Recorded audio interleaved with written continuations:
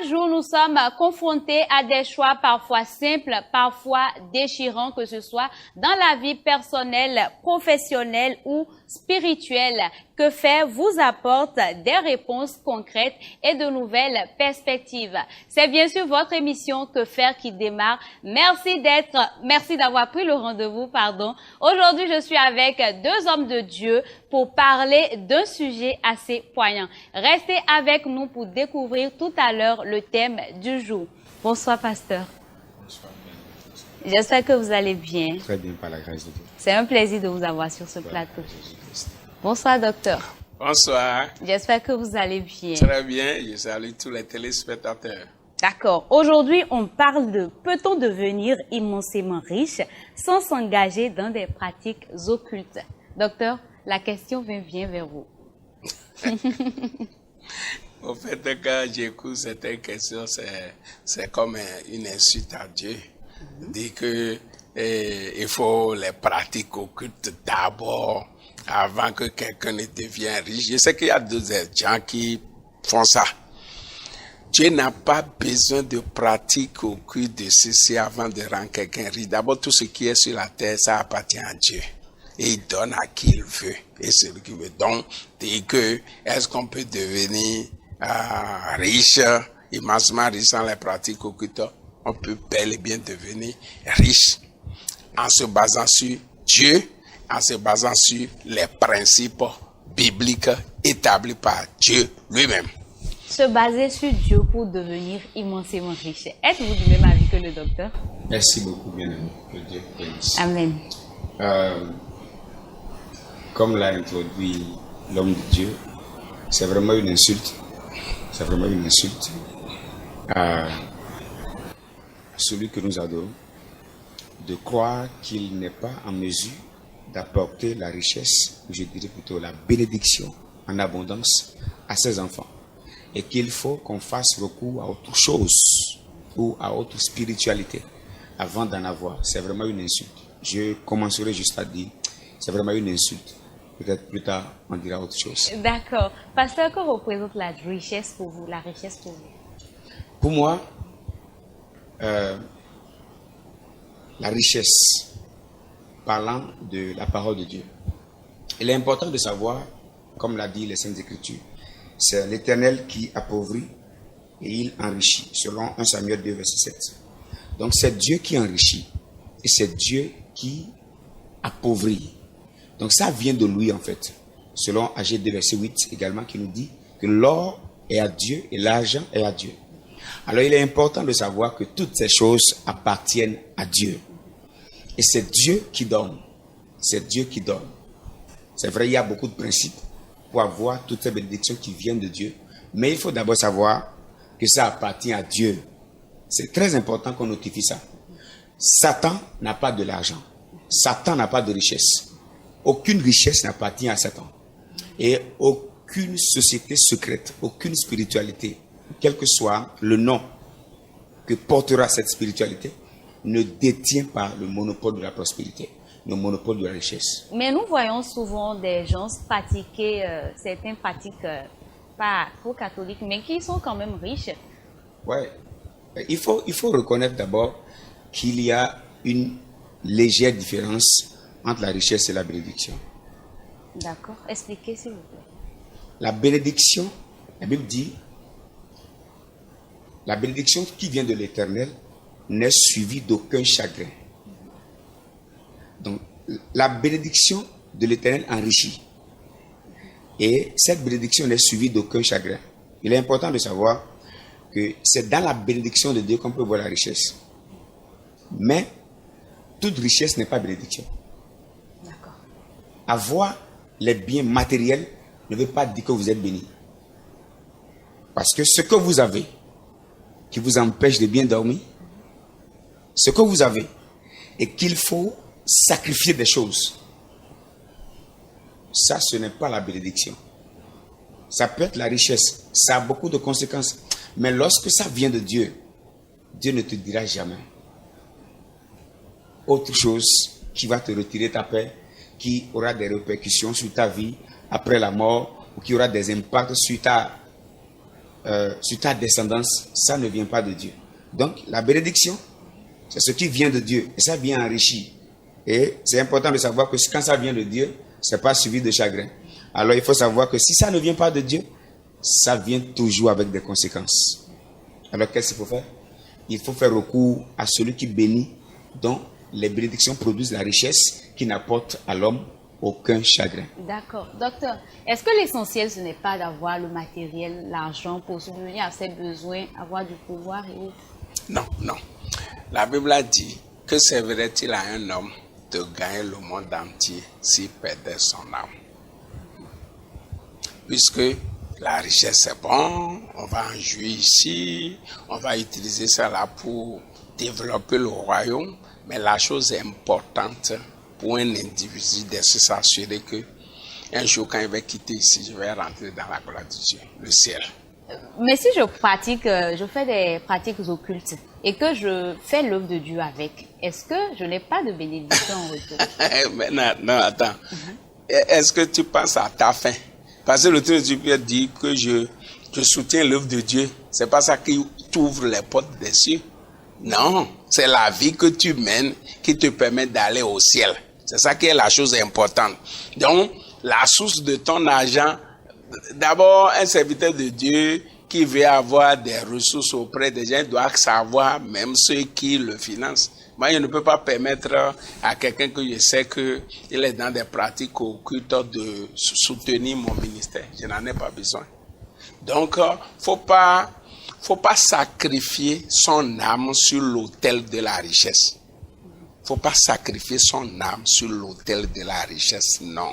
C'est pour ça que la Bible a dit dans Matthieu chapitre 6, verset 33, cherchez premièrement le royaume et la justice de Dieu et toutes ces choses vous seront données par-dessus tout. Donc, c'est pour ça que j'ai dit que j'ai l'habitude de dire, en principe, si les chrétiens comprennent bien la parole de Dieu, un chrétien n'est pas en réalité pauvre. Il manque de moyens. Parce que le salut que tu as là, l'argent ne peut pas payer ça. Si le salut doit être payé, imagine. Le salut où Jésus dit que c'est vrai être un homme de gagner le monde entier s'il perdait son âme. Ça veut dire que le salut que tu as là, l'argent ne peut pas payer ça. Maintenant, si Dieu te donne ce que l'argent même ne peut pas payer, est-ce que c'est l'argent qui ne va pas te payer? C'est le problème au niveau des chrétiens. Quand tu es un chrétien, j'ai l'habitude de dire un chrétien qui est vraiment sauvé, il a déjà 50% de chance pour réussir sa vie. Parce que tu as Dieu dans ta barque. Et la Bible a dit dans Psaume 60, verset 14, avec Dieu nous ferons des exploits. Donc si Dieu est avec moi, je peux avoir tout. Et Jésus dira dans Matthieu chapitre 17, verset 20, rien ne vous sera impossible. Donc, par conséquent, si je suis déjà enfant de Dieu, je mets une vie agréable à Dieu. Je suis un potentiel candidat à la richesse. Maintenant, ce qui reste, c'est faire les choses comme on doit le faire pour atteindre la richesse. Puisque devenir riche, c'est des principes, c'est des axiomes. Que tu sois chrétien ou non, et tu mets ça en pratique, tu as le résultat. Parce qu'il y a des gens qui ne sont pas chrétiens, qui sont riches honnêtement. Qui ont des affaires, qui ont créé une entreprise, qui gèrent normalement, c'est des principes. Même si tu es enfant de Dieu, né de nouveau, tu mets une vie de sainteté, une vie de justice, tu ne mets pas en pratique les principes que Dieu a établis pour que tu deviennes riche. Tu ne seras pas riche, malgré que tu es chrétien, malgré que tu mets une vie agréable à Dieu, malgré tes prières, malgré tes jeûnes, malgré tes veillées. Tu seras chrétien, agréable à Dieu, mais tu seras pauvre. Puisque quand tu vas dans Josué chapitre 1, verset 8, que ce livre de la loi ne s'éloigne point de ta bouche, médite-le jour et nuit, pour agir fidèlement selon ce qui est écrit. C'est alors que tu auras de succès dans tes entreprises, c'est alors que tu réussiras. Tu vois les principes.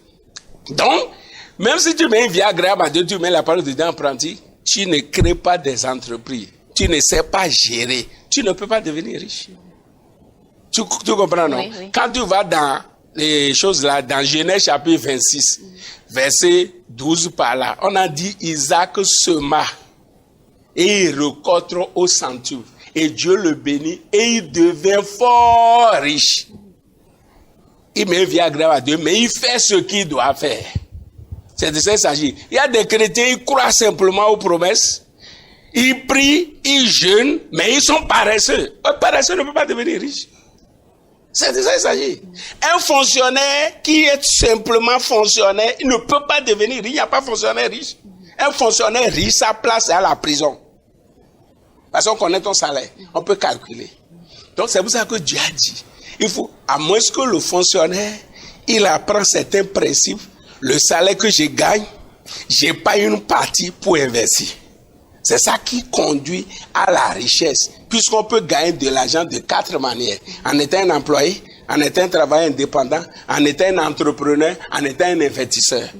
C'est de ça qu'il s'agit. Maintenant, à toi de faire l'option. Il y a beaucoup de chrétiens même qui croient que Dieu ne peut pas rendre quelqu'un riche.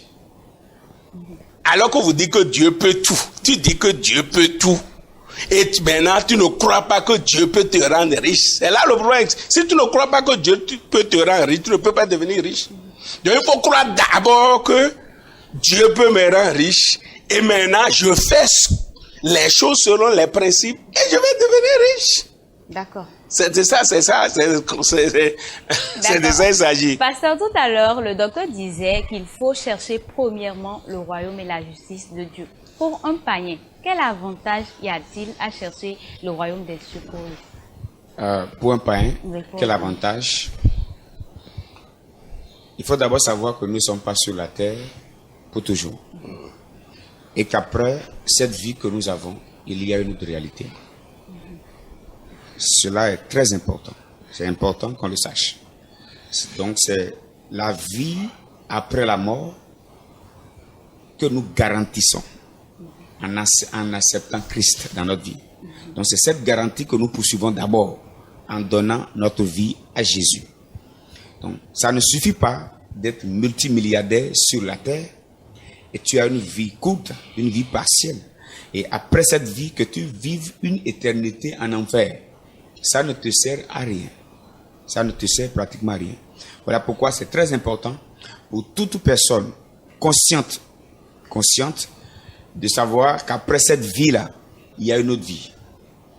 Donc pour la vie que nous ne maîtrisons pas, pour la vie d'ailleurs qui est la plus importante, d'accord? Il faut donner sa vie à Jésus. Il faut donner sa vie à Jésus. Il faut vraiment donner sa vie à Jésus pour avoir une garantie d'une bonne vie, d'une bonne suite après la mort.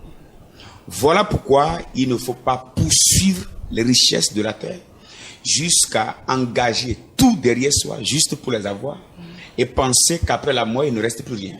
Non, non, non. Après la mort, il y a, la Bible nous dit qu'il est réservé aux hommes de mourir une seule fois. Et après quoi vient le jugement. Et le jugement dont on parle, ce n'est pas d'abord dans ce monde, c'est dans l'éternité. Et ça revient à Dieu.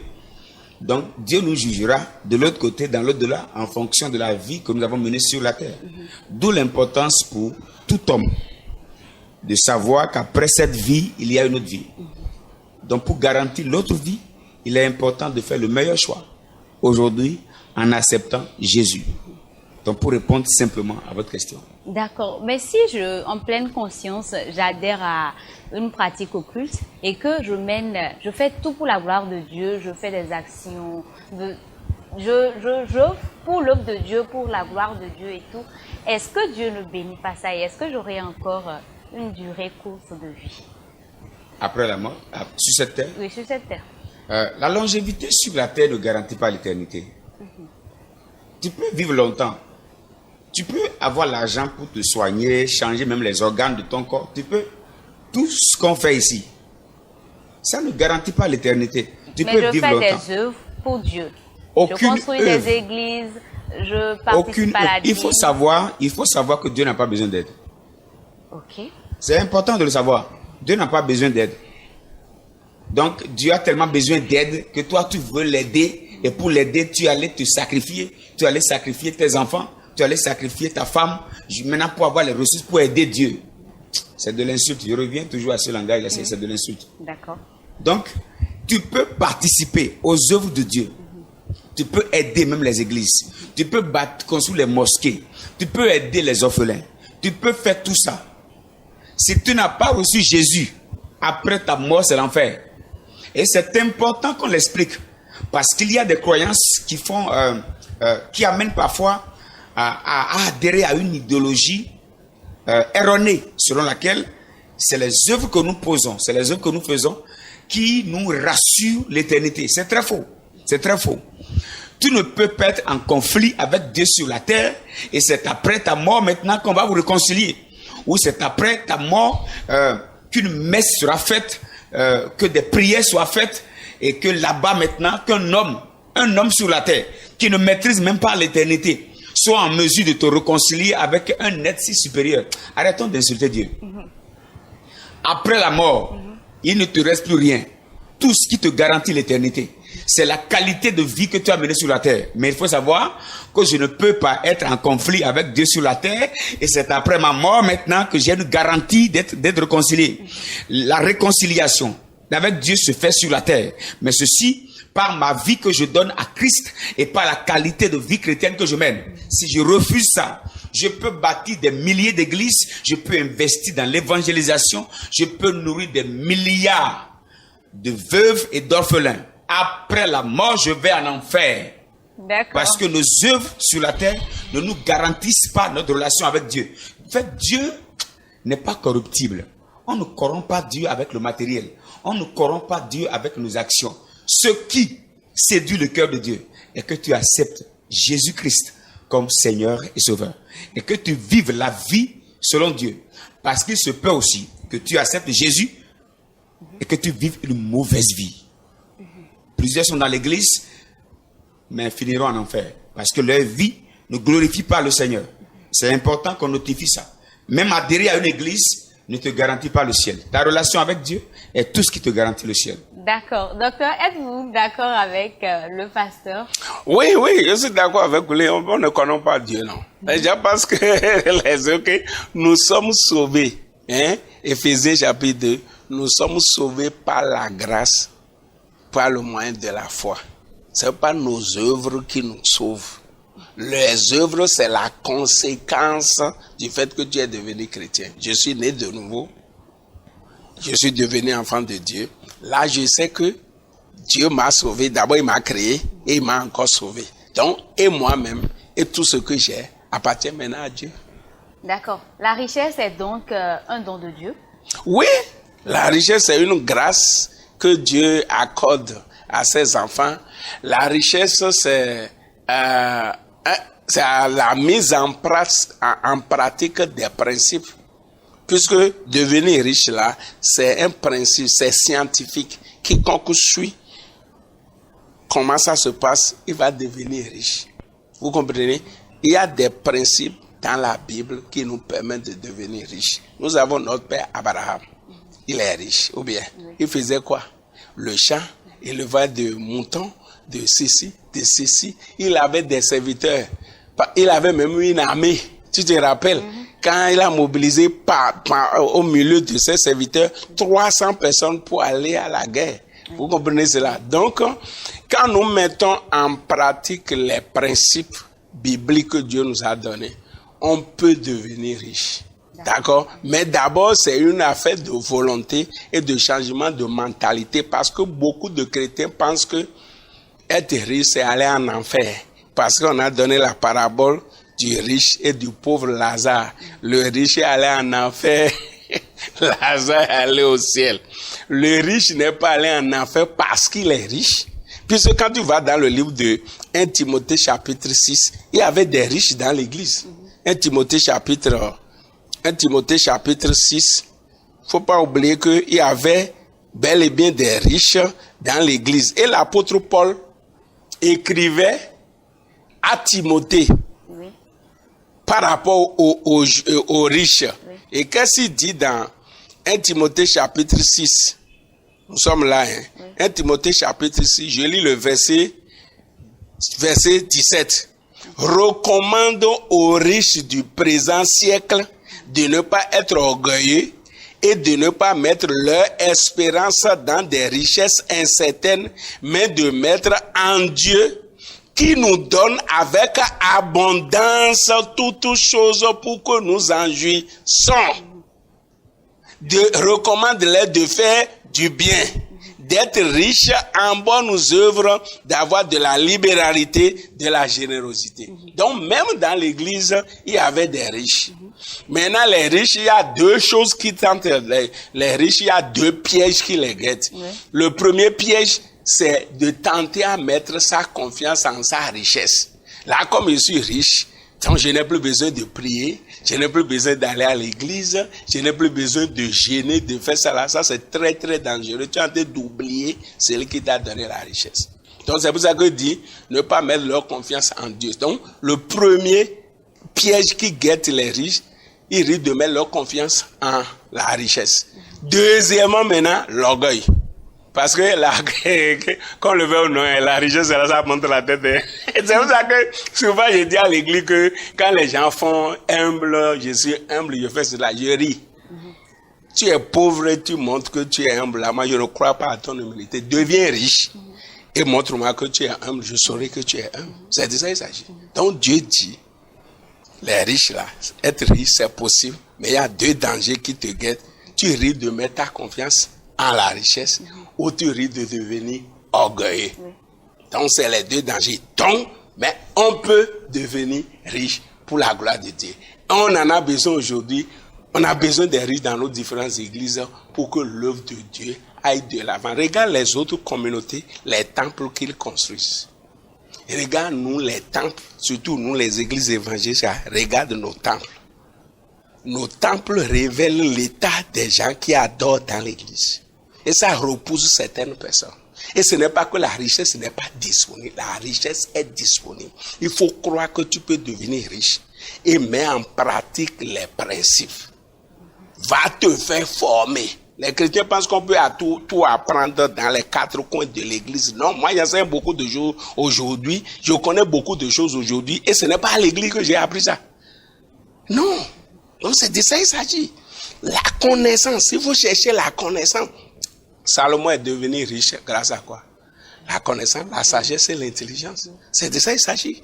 Donc, mes amis, on a besoin de la connaissance, on a besoin de l'intelligence, on a besoin de la sagesse divine pour faire les choses.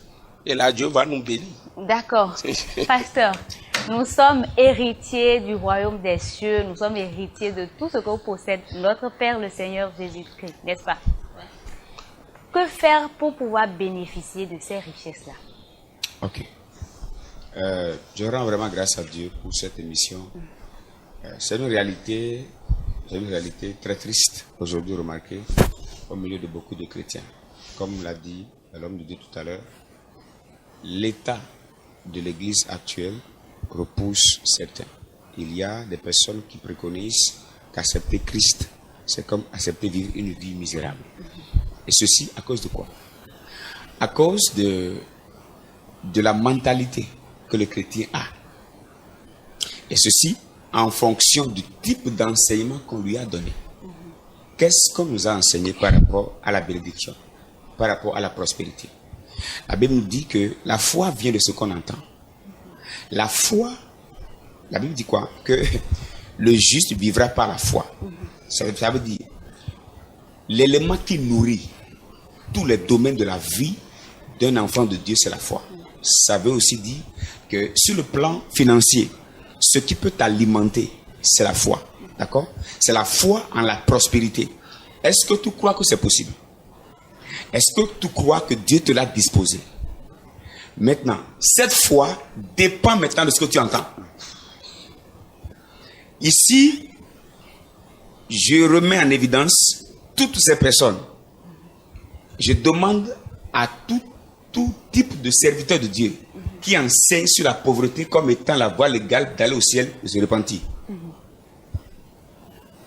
Le type d'esprit qui est en vous détermine la posture que vous avez. Vous savez, lorsque vous voyez un fou, le fou dort là où l'esprit qui est en lui l'amène à dormir. Le fou s'habille en fonction de l'esprit qui est en lui. Le fou parle en fonction de l'esprit qui est en lui. Maintenant, faisons attention. Si l'esprit de celui qui a ressuscité Christ dans les morts habite en nous, si l'Esprit de Dieu habite en toi, si Dieu est en toi, si ce grand Dieu-là habite en toi, fais attention à ta posture.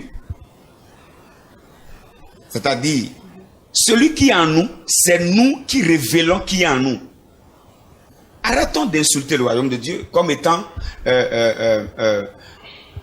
comment dire, une caisse de la misère, de la pauvreté. Arrêtons ça, arrêtons ça. Arrêtons ça. Ça fait vraiment, moi ça me fait beaucoup mal de voir des églises, des chrétiens et même des hommes de Dieu de manière très précaire, de manière très bizarre, mais qui soutiennent tellement leur misère par la parole de Dieu. Arrêtons ça. Regardez dans toute la Bible et notez-moi des personnes qui ont véritablement marché avec Dieu, qui ont été malheureuses. Notez-moi ça. Qu'ils me sortent de la Bible. Des personnes véritablement intimes à la présence de Dieu, intimes à la parole de Dieu, qui ont été malheureuses, pauvres. Fouillez dans la Bible et sortez-moi ça. Écoutez, la misère est la conséquence de la séparation de Dieu d'avec Dieu. La séparation de l'homme d'avec Dieu. Je ne peux pas habiter dans la maison du président et vivre dans les rayons. Je ne peux pas être dans la maison d'un homme riche et vivre malheureux. Si je suis là et je vis très malheureux, c'est la preuve que je n'ai aucune intimité avec lui. Je dis bien, tout enfant de Dieu dans le royaume qui est malheureux, pauvre, doit encore revoir sa relation avec Dieu. Tout commence par là. Parce que c'est même dans la relation avec Dieu que Dieu te donne la lumière sur ce que tu peux faire pour être riche. Parce qu'on n'est pas béni dans tous les domaines. Il y a le domaine spécifique dans lequel Dieu veut te rendre riche.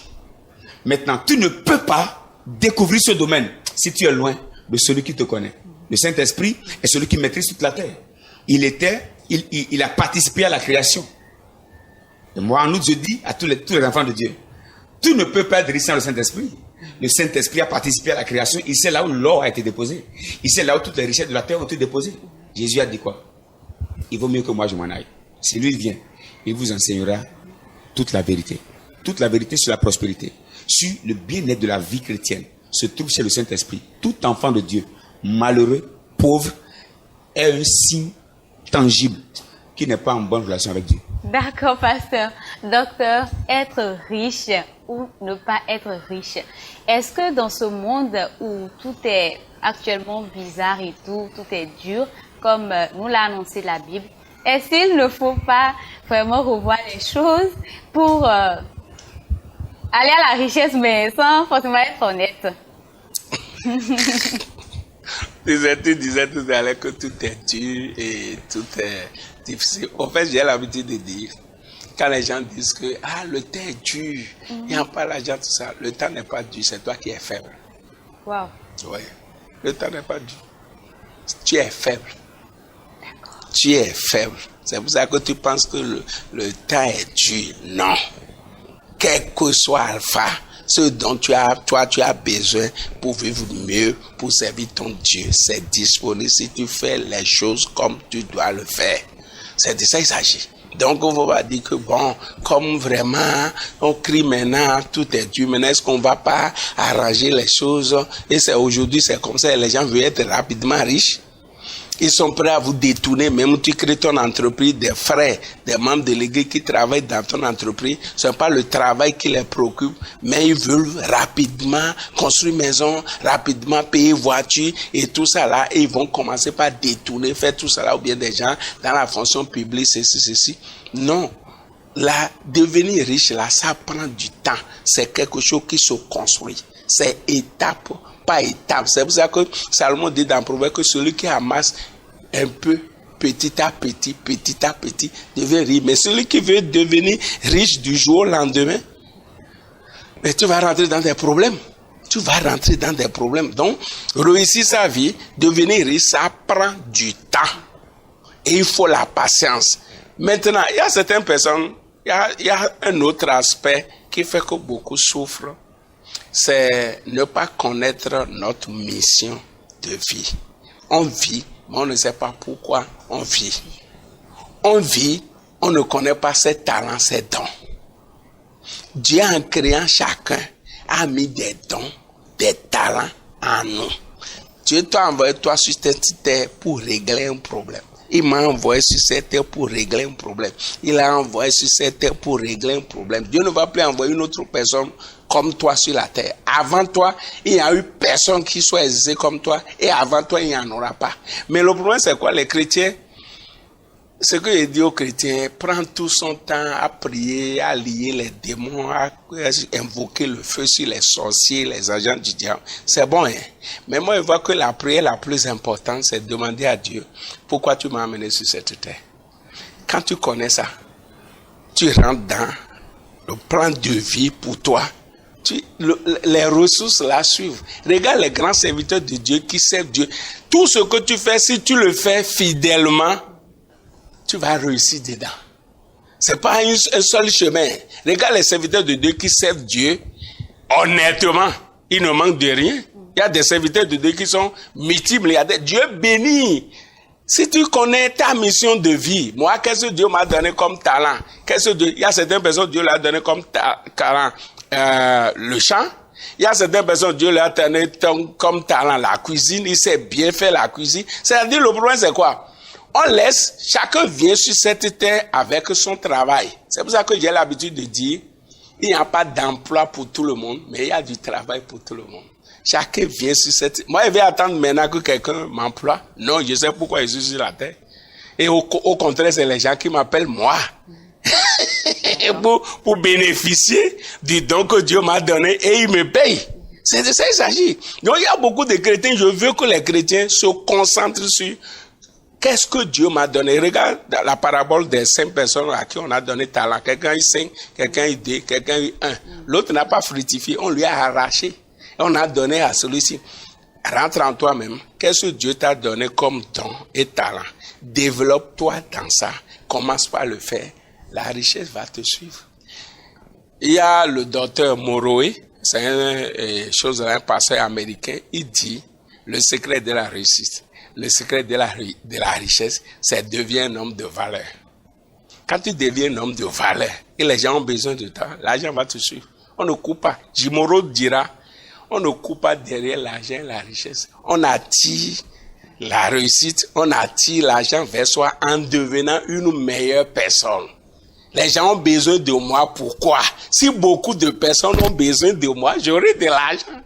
Si je rends service, mes talents, mes dons, je mets ça à la disposition de beaucoup de personnes, j'aurai l'argent.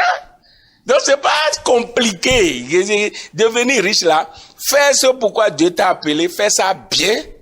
Et la richesse, tu n'as pas besoin de courir derrière l'argent. D'accord, docteur Pasteur. Est-il possible de sortir d'une pratique occulte? Nous allons y revenir, tout à l'heure après l'histoire du jour. Bonsoir chers téléspectateurs et téléspectatrices et tous ceux qui me suivent actuellement. Je suis le fils aîné de mon papa. Mon papa a 3 enfants. Nous sommes 2 garçons et une fille de notre papa. Je suis dans un pays africain. Je vis dans un pays africain. Et nous étions dans un pays africain dont je tais le nom. Je vous informe que mon papa est un riche. Il est immensement riche. Et ce pourquoi il est immensement riche, tout à l'heure vous allez le comprendre. Il était riche au point où il nous a fait voyager pour aller faire nos études ailleurs, hors de notre pays d'origine. Donc après mon cursus scolaire, il m'a aidé en tant que riche à avoir mes entreprises, mes propres entreprises que je gère. Donc étant riche, il a fait de moi aussi un riche. Notons que depuis mon bas âge, depuis ma naissance, je n'ai connu que la richesse. Et c'était mon papa qui finançait tout, presque tout, dans ma famille. Il fut un jour où on m'a informé que mon père était indisposé, c'est-à-dire il est malade. Il est tombé malade. Et je suis allé le voir pour savoir de quoi il s'agissait. Arrivé là-bas, la maladie ne se guérissait pas. Après plusieurs traitements et tout, il ne se sentait pas toujours bien.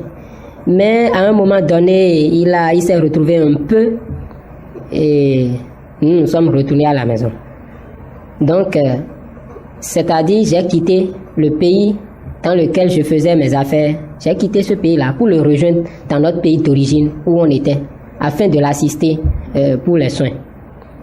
Ceci étant, j'avais laissé mes entreprises en train de fonctionner parce que j'ai des collaborateurs qui travaillaient avec moi là-bas. Et une fois, mon père, lorsqu'il s'est retrouvé un peu, je lui ai dit que je vais rentrer pour aller continuer mes affaires, pour aller vérifier, voir, contrôler comment mes collaborateurs sont en train de gérer les entreprises de l'autre côté du pays. Quand mon papa me disait que non, d'attendre, que je ne peux pas partir comme ça. Sur ce, il y a mon petit frère, lui, il est parti, il est rentré chez lui. Ma petite soeur aussi nous a quittés et il ne restait que moi et papa. Dans la nuit profonde, papa est venu toquer à ma porte. J'ai ouvert la porte, j'ai vu papa. Papa m'a dit qu'il a un secret à me confier, de lui permettre de me confier ce secret-là, de le suivre. C'est mon papa, je l'ai suivi, on est allé, il m'a fait rentrer dans son bureau et il ferma la porte derrière moi. Ça m'a étonné, j'ai dit papa, nous ne sommes que deux ici, vous n'avez pas besoin de fermer la porte. Il a dit de ne pas m'en faire. Donc bon, c'est mon papa, moi je n'ai pas peur. À ma grande surprise, il va vers son armoire et il sort des livres qu'il me présenta. Il m'a présenté plusieurs livres et il me disait que, en fait, qu'il fait partie d'une secte mondiale internationale et que c'est à cause de cette secte-là qu'il a été toujours riche et qu'il demeure riche jusqu'aujourd'hui, que toutes les fortunes que nous avons, qui nous a permis d'étudier et tout, et on l'a connu en tant que riche, fort riche là, que c'est à cause de cette secte-là. Et les jours qu'on lui a donnés pour que son temps passe ne sont plus beaucoup. C'est-à-dire, il est en train de finir ses séjours sur terre. Comprenons bien. Maintenant, ce qui est marrant dans le truc, c'est que il a voulu que je prenne la relève de son engagement dans la secte. Sincèrement, moi, depuis mon bas âge, c'est vrai, nous ne sommes pas chrétiens, je ne suis pas chrétien, mais je n'aime pas mettre la main dans ces genres de trucs. Et lui-même, il me connaissait. Il me connaît sur ça, quoi, que je n'aime pas ces genres de trucs. Voilà que, en tant qu'aîné, il me propose de le faire. Je lui ai dit sincèrement, papa, je ne pourrai pas, parce que je ne sais pas comment gérer ça. Il a dit non, de ne pas m'en faire, qu'il va m'aider le peu de temps qu'il a encore passé, qu'il a passé encore avant de quitter, qu'il va m'initier et tout, et que l'incident qui est dedans, le problème qui est dedans, c'est que si je n'accepte pas faire ça, c'est que toutes les fortunes que nous avions, que nous détenons là, que toutes ces fortunes vont partir et on deviendra pauvre. Alors que je n'ai jamais connu la pauvreté, je vous dis. Vous voyez ça? Et en plus, il a dit que selon ses engagements, dans les décrets, c'est que si jamais on rompait cette alliance, c'est que un de ses fils, c'est-à-dire mon petit frère ou bien ma soeur, doit mourir. Ou bien moi-même, je peux aussi mourir. Que c'est le contrat qu'il a fait avec les membres, l'organisation de cette secte-là. Donc, troublé, embrouillé, j'ai décidé de le quitter. Et quand je me levais, il a eu une crise et il est parti. Ça m'a fait mal. Après les obsèques de feu père, ses amis sont venus à la maison me saluer, nous saluer. Et après les salutations, ils m'ont appelé. Nous sommes allés un peu loin de nos amis et tout. Et ils me disaient que, est-ce que je me rappelle de ceux dont mon papa m'avait parlé? Je leur ai dit quoi? Que je ne me rappelle de rien. Parce qu'ils n'étaient pas là avant que papa ne me parle. Eux, ils m'ont rappelé que c'est comme ça que papa devrait m'initier et que je suis son fils aîné, je dois prendre la relève de son engagement dans la secte. Donc, cette information m'est parvenue. Je ne me suis pas précipité puisque je suis déjà informé de mon père. Je leur ai dit de me donner le temps de réfléchir. Je sais que plusieurs personnes amènent leur histoire chez vous ici et ils sont gain de cause. Ils ont solution à leurs problèmes parce que je vous suis souvent sur cette chaîne. Ce que je suis en train de vivre actuellement, je l'ai amené vers vous pour que vous puissiez me donner des conseils. Comment je peux faire dans cette situation? Voilà qu'on a dit que si je ne le fais pas, soit moi, soit mon petit frère, soit ma soeur, vous voyez, on va mourir. on va en mourir. Et que toutes les fortunes, tout le monde nous connaît en tant que riches, fils de riches dans notre famille et tout. Et jusqu'à présent, nous avons hérité de cette richesse-là. Je me demande que faire. Faire m'aider beaucoup à savoir comment faire dans cette situation. Merci beaucoup. Nous sommes de retour sur ce plateau. Docteur, que pensez-vous de cette histoire? Oh, c'est vraiment dommage, mais c'est des choses qui se passent. C'est des choses qui se passent. Les gens font de pactes avec Satan, avec le diable. Pas ignorance, bien sûr, pour devenir riche. C'est pour ça que je disais au début de l'émission, on ne doit pas sacrifier notre âme sur l'autel de la richesse. Donc, c'est vraiment dommage. Mais un peu s'en sortir. C'est des histoires, c'est du chantage. Ils n'ont qu'à venir au Seigneur, c'est fini. C'est la solution. D'accord, on va y revenir. Pasteur, que pensez-vous de cette histoire? Ok. Une histoire, mais qui est une réalité que vivent aujourd'hui plusieurs personnes. Ma première pensée que je voudrais laisser à toutes ces personnes qui sont dans ces choses ou qui y croient, ou certaines personnes qui pensent que ce n'est que l'issue idéale pour mieux vivre, c'est de savoir que Satan n'a pas une richesse qu'il donne à quelqu'un. Satan n'a pas l'argent. D'ailleurs, la Bible nous dit dans Proverbe, dans Psaume 87, verset 4, « Je proclame l'Égypte et Babylone parmi ceux qui me connaissent. Voici le pays des Philistins tire avec l'Éthiopie. C'est dans Sion qu'ils sont nés. Et de Sion, il est dit, tous y sont nés et c'est le Très-Haut qui l'a permis. » À cause du temps, on nous parle ici de l'Égypte, de Babylone. C'est la base de l'occultisme sur le plan mondial. Et cette base vient de Sion. Quand on parle de Sion, on est en train de parler de la source de toute spiritualité. En fait, le Sion, comme l'explique la théologie, c'est un peu, c'est le trône de Dieu. Maintenant, Satan, quittant Sion, est descendu avec la puissance de Dieu qu'il a corrompue. Donc la puissance corrompue, en fait, la puissance de Dieu est celle que Satan a corrompue. Donc le pouvoir que Satan utilise, il ne l'a pas reçu d'un autre Satan. Il l'a reçu de Dieu. Donc tous les pouvoirs mystiques qui peuvent être exploités ou manifestés viennent de Satan, qu'il a reçu de Dieu, mais un pouvoir que Satan a corrompu. Alors c'est important de savoir que c'est des choses qui sont déconnectées de la source réelle, c'est-à-dire déconnectées de Dieu. Et qu'aucune richesse ne vient de Satan. Aucune richesse ne vient de Satan. C'est important qu'on le dise. D'abord, aucune spiritualité satanique n'a le pouvoir de faire d'un nul un homme grand.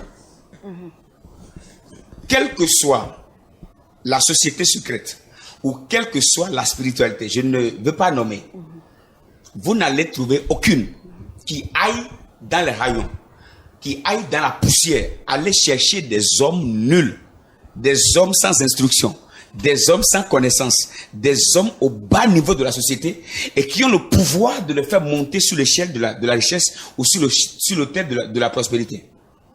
Satan n'a rien à donner à quelqu'un. Ce que Satan te donne, c'est en fait ce que tu as, mais que tu ne sais pas que tu as. Satan a dit à Jésus, si tu te prosternes et si tu m'adores, je te donnerai. Satan n'a rien. Alors il te fait croire que c'est lui qui a. Et c'est en acceptant le suivre qu'il te fait découvrir ce que tu as. Lorsque Satan te réclame, je donne un exemple, Jésus dit à Pierre, Satan te réclame. D'accord? Satan réclame Pierre pourquoi? Satan réclame Pierre parce qu'il sait que Pierre est la pierre sur laquelle Jésus a promis bâtir l'église. Satan ne peut rien te donner si ce n'est de te donner ou bien de te donner accès à une petite partie de la bénédiction de Dieu qui est déjà rattachée à ta vie. Il n'y a aucun démon qui rende riche quelqu'un. Il n'y a aucune science occulte qui rende riche quelqu'un. Voilà pourquoi ils ne poursuivent que ceux qui ont déjà quelque chose. Allez chercher. C'est ce que vous avez. C'est des personnes qui ont. C'est des personnes qui sont des personnes douées, talentueuses. Des personnes qui ont des lumières, qui ont des compétences. C'est derrière de ces personnes qu'on court. Pourquoi on ne court pas derrière des personnes qui sont dans la bassesse? Alors c'est important que j'explique à tout enfant de Dieu qui pense que c'est le secteur, ou bien c'est l'entrée, ou c'est la porte par laquelle on peut être riche. C'est un mensonge. Satan n'a rien à donner à quelqu'un. Et lorsque Satan te propose une cuillère de riz, il est important que tu saches, parce qu'il sait que tu as une glacière ou toute une marmite remplie de richesses. Et il te fait juste découvrir une petite partie de ce que tu as. Et lui, il te vole le reste. Parce que Jésus dit, Satan, le voleur ne vient que pour dérober, égorger, détruire. Toutes les fois que Satan vient dans ta vie, ce n'est jamais, comprenez une chose, je peux conclure simplement en disant, Satan n'a jamais aimé un homme pour lui faire du bien. D'accord. Et peut-on sortir d'une pratique occulte? C'est très simple. Accepter Jésus-Christ. Jésus est la lumière. Et vous savez, est-ce qu'on peut sortir de l'obscurité? Oui. Il suffit juste d'appuyer sur l'interrupteur. Oui. L'interrupteur qui nous permet de sortir de l'obscurité, c'est Jésus-Christ de Nazareth. Accepter Jésus, c'est introduire la lumière. Et peu importe les années que les ténèbres ont fait dans une chambre, si vous appuyez sur l'interrupteur, la vitesse de la lumière est plus rapide et a la capacité de donner une accélération aux ténèbres de fuir. Parce que la lumière voyage à plus de 25 milliards de kilomètres en 24 heures et 300 000 kilomètres par seconde. C'est-à-dire quoi?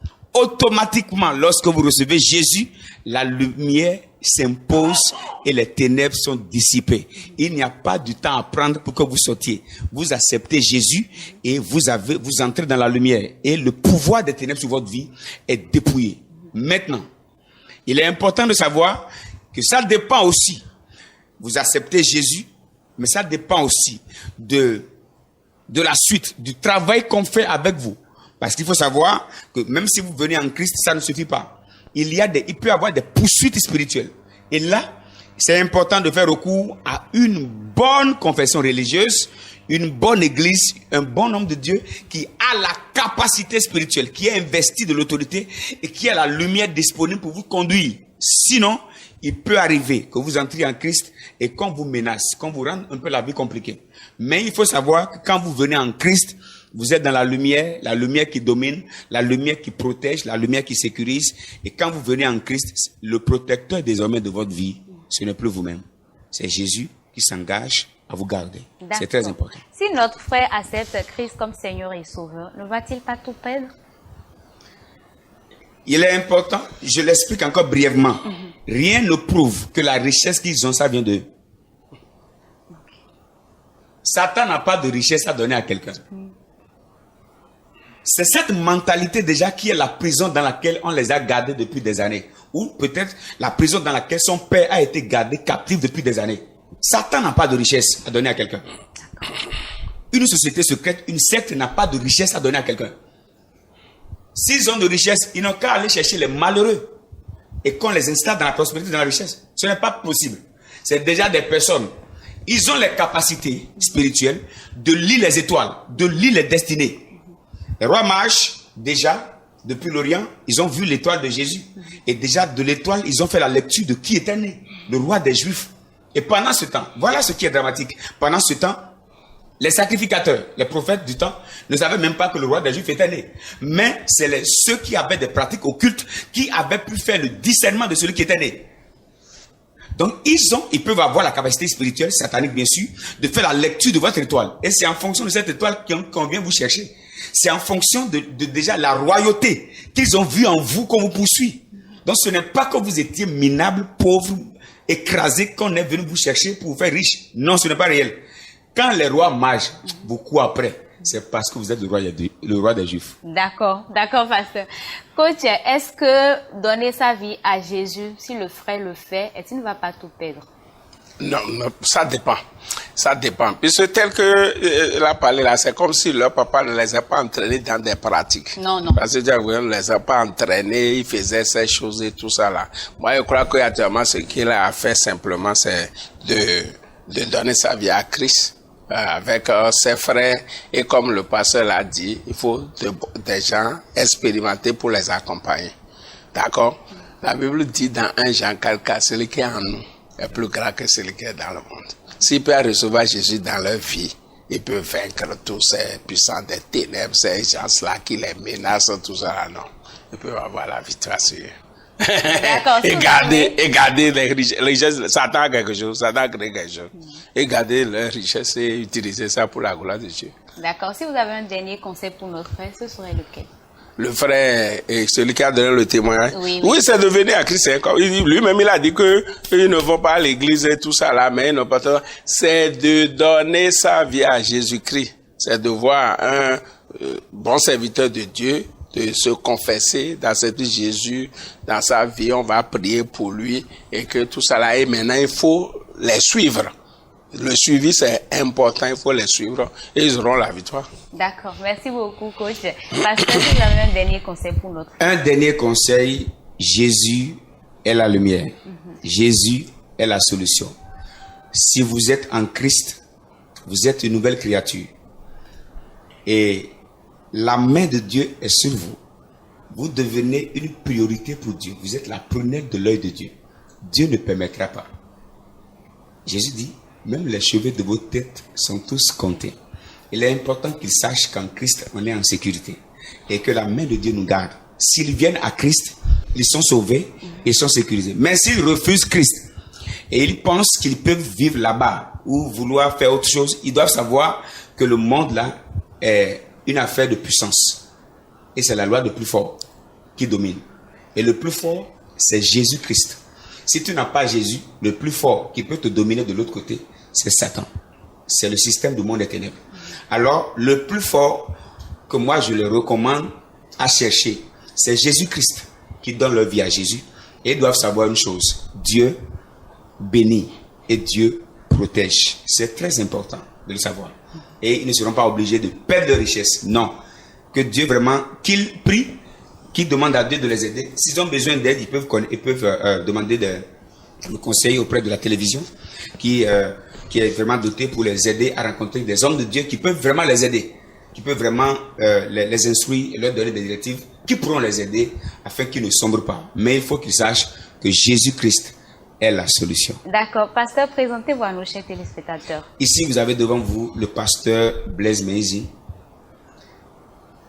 Pasteur, simplement, je préfère dire pasteur de l'église Clé des Cieux. Amoureux de Dieu, un assoiffé du Saint-Esprit. D'accord, merci beaucoup. Docteur, présentez-vous à nos chers téléspectateurs. Oui, ici vous avez docteur Atanas Kadja. Je suis d'abord pasteur, je suis coach, je suis consultant formateur en intelligence financière et entrepreneuriale. Je suis chef d'entreprise, je suis promoteur agricole, je suis formateur, je suis aumônier international, juge de paix des Nations Unies. Donc, que le Seigneur vous bénisse abondamment. Amen. C'est un plaisir de vous avoir eu sur ce plateau. Chers téléspectateurs, peut-on devenir immensément riche sans s'engager dans des pratiques occultes? La réponse, c'est oui, oui et oui avec Christ. Satan n'a pas de richesse à donner à qui que ce soit. Mon frère, sache qu'en Christ, tu es en sécurité car Dieu bénit et Dieu protège. Dépendre de Dieu, c'est s'enrichir. Il enrichit toute notre vie. Merci pour vos conseils, docteur Pasteur. On se donne rendez-vous très prochainement. Chers téléspectateurs, on se dit à bientôt pour un nouveau numéro, bien sûr, de Que faire.